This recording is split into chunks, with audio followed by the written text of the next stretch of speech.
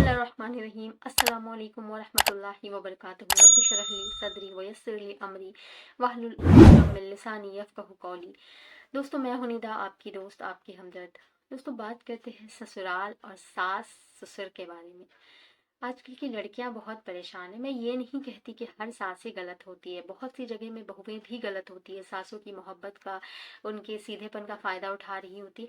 लेकिन अक्सर ये देखा जाता है कि सास जो है वो बहू को वो उस नज़र से ही देखती है। बहू घर में आई नहीं कि उन्हें इस नज़र से देखने लग जाती है कि ये तो हमारे घर को अपना समझती नहीं। मतलब कुछ भी हो, उसके ऊपर इल्ज़ामात लगाना, उससे हमेशा ही गलत उम्मीदें रखना। आप एक बार उससे मोहब्बत से पेश आकर तो देखो, आप एक बार उस पे भरोसा करके तो देखिए। कोई भी लड़की अपने ससुराल में आती है तो ये सोचकर नहीं आती कि मुझे झगड़ा करना है, मुझे वहाँ पे लोगों को परेशान करना है, मुझे लोगों से रिश्ते नहीं रखना। वो हमेशा अच्छा सोच कर आती है। लेकिन वो एक, आप उसे समझो ना, वो नए घर में आई है, वो एक घर में आई है, वो आपके घर में आई है, वो अपनी सारी चीज़ें छोड़कर आई है। सोचे ना कि आपका बेटा अगर कभी बीवी के घर जाकर बस जाता है, आपको कितनी तकलीफ होती है। लेकिन वो लड़की अपने माँ बाप को छोड़कर आती है, अपने भाई बहन, अपनी सहेलियाँ, अपनी दोस्त, हत्ता कि अपने घर और अपनी आदतों को भी छोड़ कर आती है। वो सारी चीज़ें छोड़ कर आती है। आप खुद अपने घर पे वो सारी चीज़ें छोड़ कर आई थी जब आप ससुराल आई थी। तो आप ये एहसास करें ना कि वो आज की लड़की है, थोड़ी नाजुक है, वो आपके घर पे आई है, आपके घर को अपनाने की कोशिश कर रही है। उससे भी गलतियां हो सकती है, वो भी इंसान है। और जब आप एक दुनिया से निकाल के उसे पूरी दूसरी दुनिया में डाल देते हो, तो फिर उसके साथ परेशानियां आती है ना। आप खुद सोचें ना कि जब आपकी बेटी ससुराल जाती है तो आप उसके घर वालों से ये कहते हो कि देखें, थोड़ी नादान है, अगर उससे थोड़ी गलती हो जाए तो उसे बच्चे समझकर माफ़ कर देना, उसे थोड़ा सीखने का, एडजस्ट करने का मौका दें। आप कहते हैं ना। तो आप दूसरी की बेटी को जब अपने घर लाते हो, आप क्यों नहीं उन्हें ये मौका देते हो? क्यों, अगर उससे थोड़ी सी कोई गलती हो जाती हो तो आप सबसे उसके चर्चे करते चलते हो, देखो वो ऐसा कर रही है, देखो वो उससे ये गलती, देखो उससे ये चीज़ें नहीं आती है। क्यों आप ऐसा करते हो? आपके घर की इज्जत है ना, वो आपके घर को अपना बनाने, ये आसान नहीं होता है। किसी, आप खुद एक बेटी, आपको खुद भी पता होगा कि किसी के घर को छोड़कर किसी के घर जाकर बस जाना ये आसान नहीं होता। उसे एडजस्ट करने का मौका तो दे आप। हर वक्त क्यों आप उसे जलील करने की, गिराने की कोशिश करती रहती है, अपने बेटे को उसके खिलाफ करने की कोशिश करती रहती है। जो सासें ऐसा करती हैं ना, वो यकीन माने कि वो दुनिया में सोच रही हैं कि मैं तो सास हूँ, मैं तो कुछ भी कर लूँ। अल्लाह ताला ने दुनिया को गोल बनाया है और अल्लाह ताला ने कहा है कि जैसा तुम करोगे वैसा पाओगे। तो आपको अल्लाह ने बेटी दी हो या ना दी हो, अगर बेटी दी है तो अल्लाह ताला उस पे देता है, अगर बेटी ना दी हो तो अल्लाह ताला आपके खुद पे देता है। तो अगर आपकी बहू बेकसूर है, अगर वो नादान है, अगर उससे थोड़ी सी गलतियां होती है, आप उसे मोहब्बत से समझाओ, उसे समझाओ, उसे बताओ कि हाँ बेटा तुम ऐसे ना करो, ऐसे करो। उसे समझाओ। मैं हर वक्त नहीं कहती कि सासें ही गलत होती हैं, कभी कभी बहुएं भी नहीं समझती हैं। लेकिन जहाँ पे बहुएं समझदार होती है, वो एडजस्ट करने की कोशिश कर रही है, तो वो अपने आप को उस माहौल में रंगने की कोशिश कर रही होती है। लेकिन आप लोग उसे समझती हो, आप लोग उसे टाइम नहीं देते, मौका नहीं देते।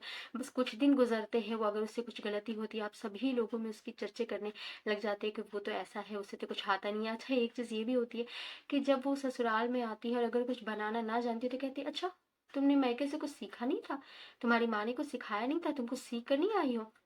और जब वो अपने मैके की चीजें बनाने लग जाती है तो कहती है, अपने मैके की चीजें भूल कर वहीं रख दो, तुम अब ससुराल में, अब ससुराल के तरीके से बनाओ।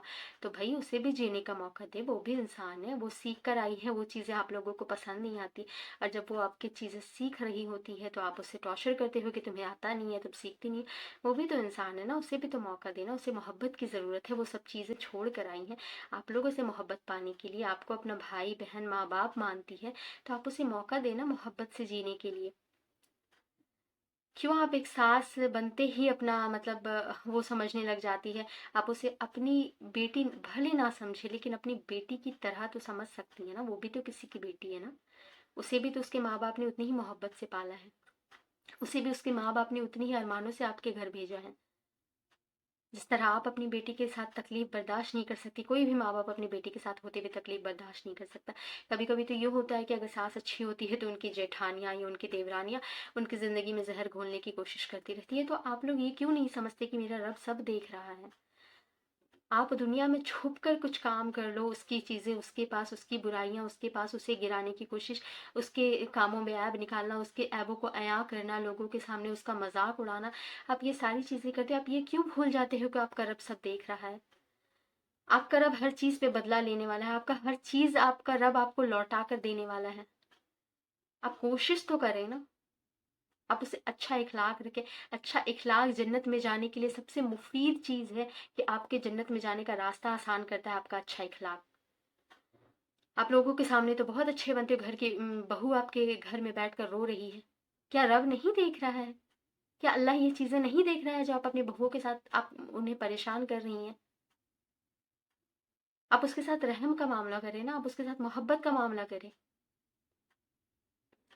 अल्लाह ताला हर चीज़ को देखता और जानता है।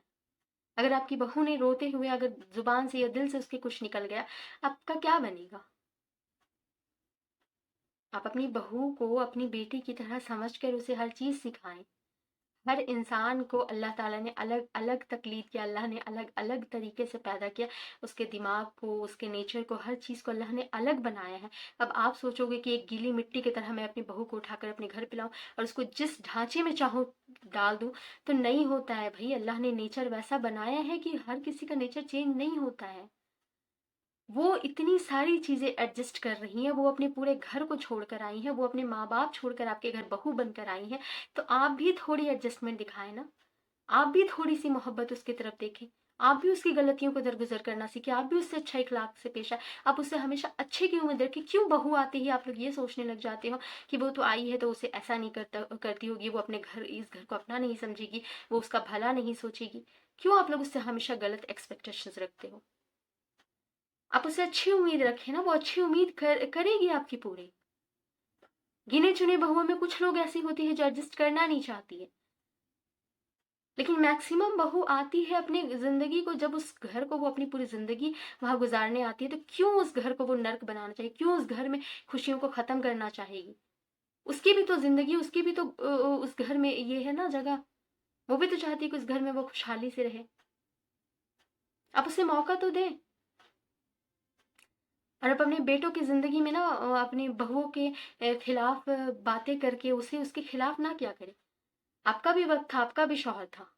आपके भी शौहर अगर आपके खिलाफ जाता, आपको भी इतनी तकलीफ़ होती थी। अल्लाह सब देख रहा है। और ज़ुल्म की बद्दुआ के बदले जो अल्लाह देता है ना, वो बहुत बुरा होता है। अल्लाह ताला आपको तौफीक दे कि आप मोहब्बत से पेश आए, आपके अंदर अच्छा इखलाक हो।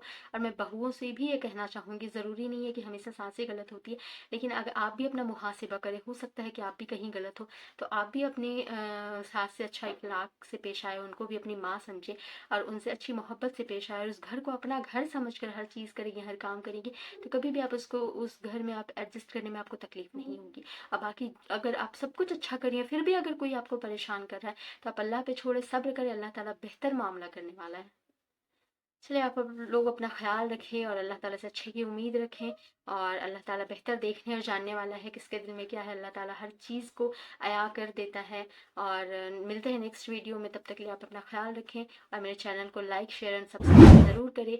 अस्सलामु अलैकुम वरहमतुल्लाहि वबरकातुहू।